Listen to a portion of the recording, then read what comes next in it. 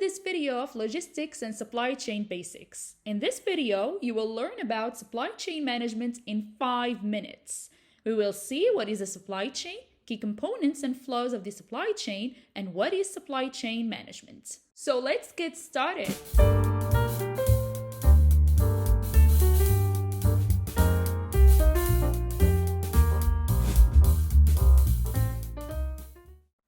First, what is a supply chain?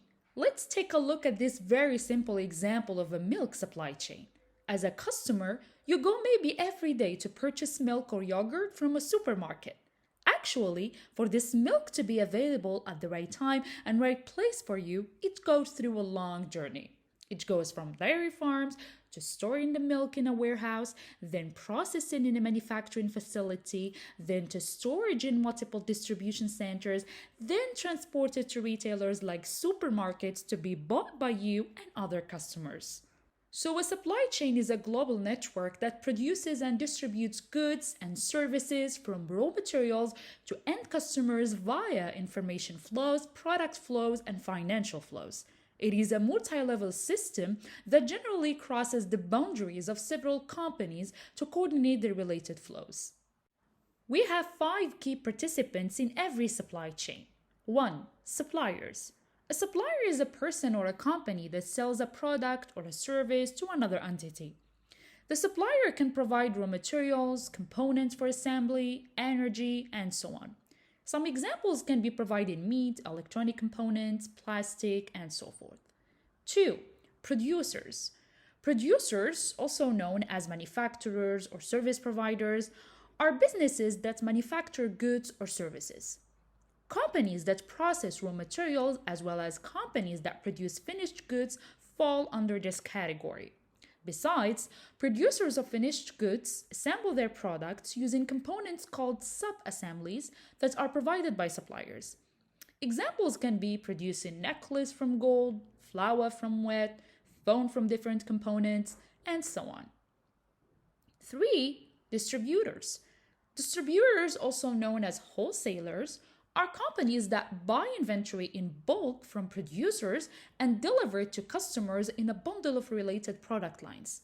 They usually sell to another businesses and in larger quantities than an individual consumer would generally purchase. Examples can be distributing pants to small shops. 4. Retailers. Retailers keep goods on hand and sell in smaller quantities to customers.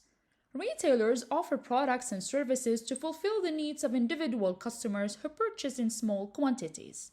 And finally, customers. Individuals or organizations who buy and use a product or a service are known as customers. Customers rely on producers, distributors, and retailers to fulfill their product and service requirements. So for the examples we mentioned previously, the customer is the one going to be eating meat-based products, buying and using the phone, and so on. Now, the major supply chain flows are the following. First, we have the product flow, which is the movement of goods from the supplier to the customer. It is like the lifeblood of the supply chain. Second, the information flows. So bills of materials, product data, specifications and pricing, inventory data, customer and order details, delivery scheduling, supplier and distributor documentation, designation of goods and services are all elements involved in what we call information flows in a supply chain. Supply chain management involves a lot of data sources. The information flows are bidirectional and are considered as the fuel for the supply chain. Third, the financial flow. There will be a flow of funds in the supply chain from the end customer of the product back down the chain. Financial funds or revenues flow back through the supply chain's other links from the final consumer, who is usually the only source of real money in the network. The question now is, what is supply chain management? Supply chain management refers to the management of a product or service's entire manufacturing flow from raw materials to delivery of the finished product to the customer. The main supply chain processes are manufacturing, which is about planning, scheduling, and executing production. Warehousing, that includes storage of physical inventory in different facilities. Strategic planning, that defines strategic supply chain design and strategic sourcing of materials. Demand planning, that involves predicting demand based on historical data, for example, and supply planning, that involves, for example, calculating quantities to be delivered to each location to meet customer demand.